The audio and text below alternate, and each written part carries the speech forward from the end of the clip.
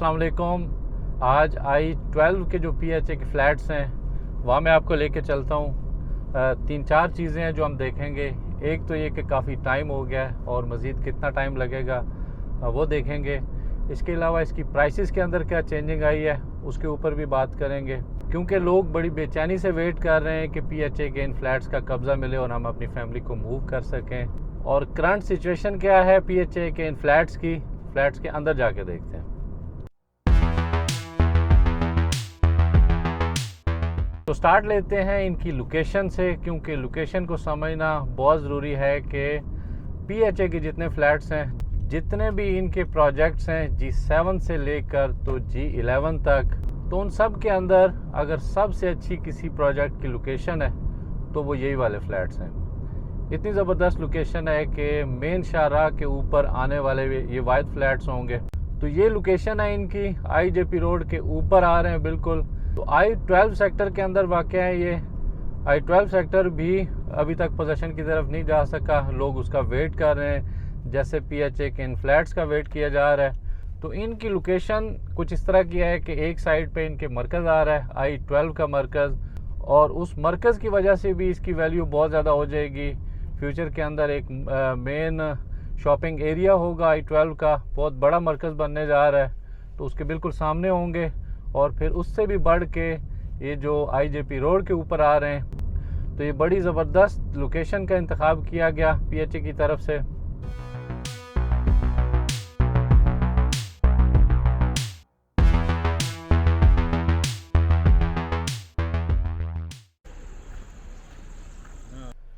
लेकिन अभी तक PHA कोई इस तरह का रास्ता नहीं बना सका कि आप अपनी गाड़ी के ज़रिए इनके अंदर जा सकें। तो इसी वजह से हमें गाड़ी Y और Z वाली साइड के ऊपर उसको खड़ा करना पड़ता है और वहाँ से आगे पैदल जाकर तो अंदर इनको विज़िट किया जाता है। तो यहाँ से स्टार्ट करते हैं। जो लास्ट वीडियो थी मेरी, उसमें और उसके बाद से कोई बहुत ज़्यादा कोई बड़ी चेंजिंग नहीं आई, इसी तरह की सूरत हाल है। इसमें ये आज कोई मशीन लगी हुई है, बोर हो रहा है। पानी निकला है? अच्छा, कहते हैं जी बोर हो रहा है और पानी निकला भी है। इसका मतलब अच्छी बात है कि साथ साथ ये अब पानी भी, क्योंकि इन्होंने साथ साथ जैसे पोजेशन देना है तो प्रोवाइड करना होगा, इसलिए एक बोर ये है। मुमकिन है कहीं और भी बोर होंगे तो साथ फिर जैसे ही लोग शिफ्ट होंगे तो पानी भी उनको पहले दिन से ही प्रोवाइड करना शुरू कर देंगे। अब साथ जो ये ब्लॉक्स हैं जो दूसरी तरफ, ये बिल्कुल एंड वाली साइड पे हैं, YZ, ये Y होगा और इस साइड पे Z होगा। Z से पीछे वाला जो है X होगा गालबन। तो ये वाले, इनके भी ये सिचुएशन है कि इसके ऊपर जो बाहर का काम है वो भी लगा हुआ है, ऊपर तक इन्होंने अब जो स्ट्रक्चर के ऊपर काम कंप्लीट हो रहा है। इसी के साथ वाला भी यही वाली सूरत हाल है कि इसके अंदर भी अभी बाहर स्ट्रक्चर कंप्लीट हो रहा है। इसके ऊपर कुछ वाइट कलर का पेंट किया है, उससे पीछे वाले पे किया है। ये क्योंकि दूसरे हैं C टाइप के हैं, इस तरफ जो A टाइप है, B है, C, D, E और F, ये शुरू वाले हैं। उनके ऊपर कलर भी कर दिया गया है, जो इनका नेचुरल कलर करना है इन्होंने। और फिर एंड पे जो ब्लॉक है ये वाले दोनों, ये होगा Z, ये है तो Y से पीछे, क्योंकि इसको साथ साथ मैं नंबरिंग आपके डाल दूंगा कि ये कौन से ब्लॉक्स हैं एंड वाले दोनों, और बाकी भी, क्योंकि A से लेकर तो Z तक इनकी नंबरिंग है और Z बनता है ये वाला एंड वाला, और उसके बाद फिर आगे I-12 सेक्टर है जो स्टार्ट हो जाता है। और बीच में जो इनके गैप आता है वो तकरीबन इतना गैप है एक ब्लॉक और दूसरे ब्लॉक के बीच में। तो दो से तीन गाड़ियाँ यहाँ पे खड़ी हो जाया करेंगी, क्योंकि काफ़ी गैप है। तो लोगों ने, क्योंकि सारों ने ना पार्किंग ली हुई है और ना ही इतनी पार्किंग मौजूद है कि हर किसी के लिए काफ़ी होती, तो बीच में इतना सारा गैप मौजूद है कि लोग अपनी यहाँ पे गाड़ियाँ खड़ी कर सकेंगे। और ये बीच वाला एरिया होगा जिसको ये रोड बनेगा, और दोनों तरफ, और रोड के ज़रिए फिर आप एक तरफ से दूसरी तरफ जा सका करेंगे।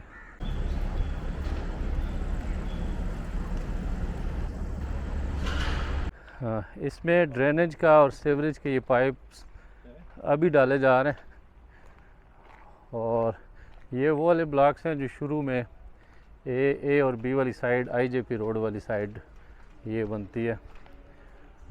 और इसमें निस्बतन कुछ काम ज़्यादा हुआ है कि इसके जो ब्लॉक्स हैं उनके ऊपर जितने पाइप हैं बाहर से सीवरेज के, ड्रेनेज के, और ऊपर छत से जो डायरेक्ट हैं बारिश वाले वो सारे कंप्लीट हैं।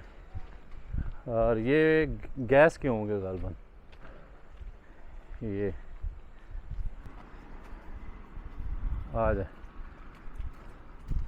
और जो मॉडल फ्लैट है इनका वो है, यहाँ से हम अंदर जाते हैं तो ये कॉरिडोर है बेसिकली बना हुआ जो आगे एंड तक इसी कॉरिडोर के अंदर मुख्तलिफ अपार्टमेंट्स इसी के अंदर हैं। और ये वो मॉडल है जो रेडी है इसका। अब नीचे इसके जो टाइल्स हैं मार्बल वो लगे हुए हैं। और ये इसका वॉशरूम कुछ इस तरह का होगा, बाकी सारों का क्योंकि ये मॉडल है तो हर तरह के जितनी फिटिंग होगी वो इस टाइप की होंगी, इसीलिए इसको मॉडल बनाया हुआ है। एवरेज सी नॉर्मल सी जैसे एक फ़िटिंग होती है उस तरह सी है, उस तरह से ये फ़िटिंग है। बहुत कोई वीआईपी कोई आउट क्लास नहीं है, लेकिन जिस तरह के फ्लैट्स हैं अलबत्ता इनका जो कवर्ड एरिया है वो मैं एग्जैक्ट आपको मेजर करके बताता हूँ कि वो कितना है। 1 2 3 4 5 6 7 8 9 10 11 टाइल्स एक साइड पे लगी हुई हैं।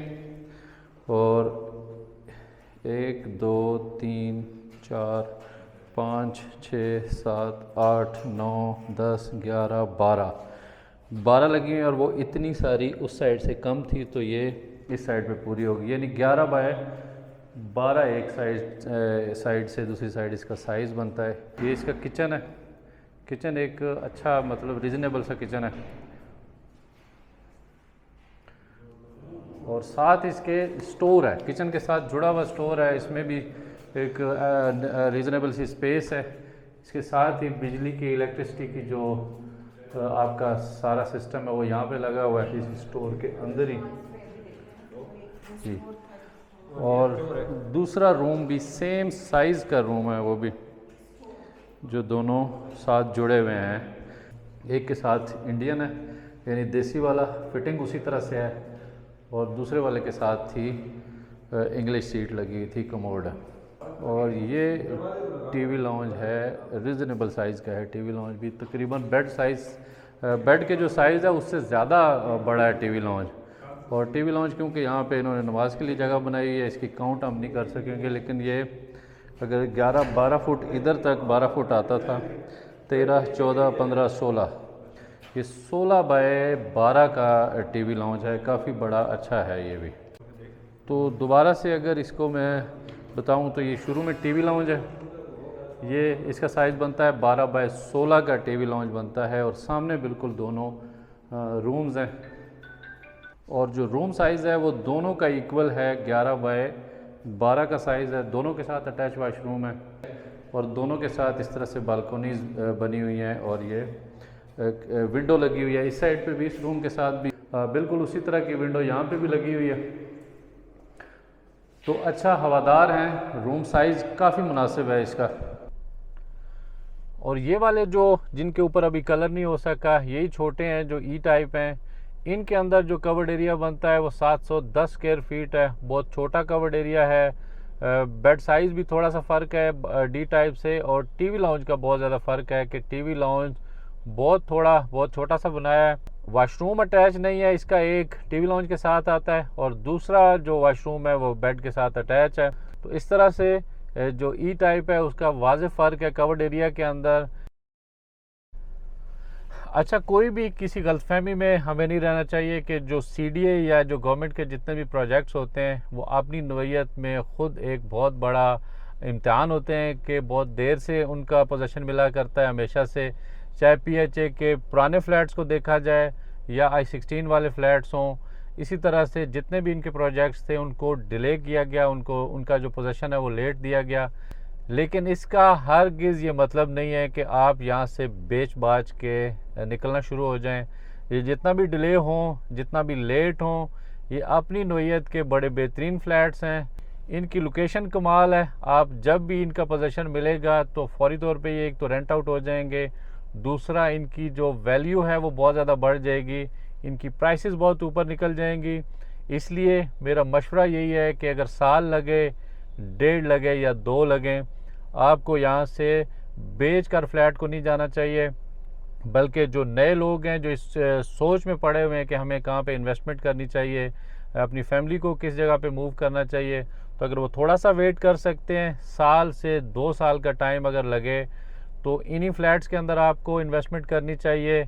यहाँ पर आप थोड़ा सा वेट कर सकते हैं, लेकिन जब आपको पोजीशन मिलेगा तो बहुत ज़्यादा इसकी वैल्यू है, क्योंकि अप्रोच वाइज बड़ी ज़बरदस्त जगह के ऊपर हैं।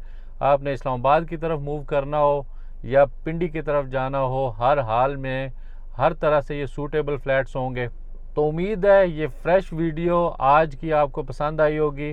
PHA के इन फ्लैट्स के बारे में या I-16 और I-11 या बाकी जितने PHA के प्रोजेक्ट्स हैं उनके बारे में कोई इन्फॉर्मेशन आपको चाहिए या वहाँ पे सेल परचेज़ करना चाहें, आप मुझसे कॉल पे बात कर सकते हैं या मेरे ऑफिस को विज़िट कर सकते हैं।